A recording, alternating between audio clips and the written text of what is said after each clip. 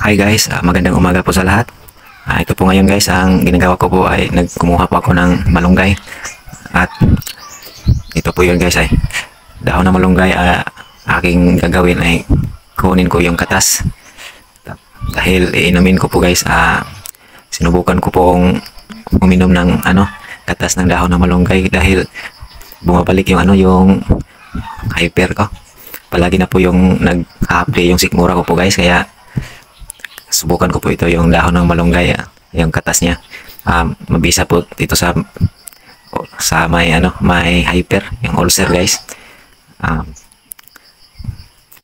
So ito po yun guys, manual lang po ito, walang blender, walang mga juicer. Kaya ito po ginagawa, palagi nila so sa Bisaya pa guys, di kumot-kumot. Si Yari kumot ang dahon sa malunggay guys niya. Antod nga lumabas yung katas niya. At yun po ay aking iinumin. Lagi na lagi kasi na mahabi yung sikmura ko, kaya subukan ko po itong katas ng dahon ng malunggay araw-araw. Bahala na guys, kagawang tahon. Dahon ang kapait o kahalang sa dahon sa katas sa dahon ng malunggay.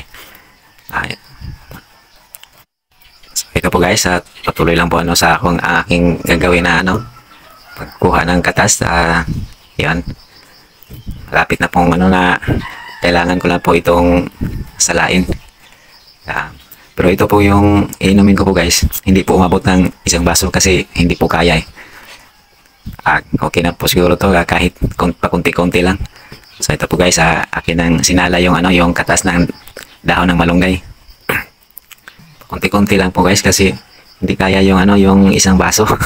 Parang masusuka na po ako nun. So yun po guys, yun po ang katas ng dahon ng malunggay. At ito po ay aking iinumin. Yun na lang po ang gagawin ko po araw-araw. Kailangan kong magtiyaga para kuminhawa yung karamdaman. So ito po guys, ininom ko na po guys. Alang kayo guys, laing kayo lang.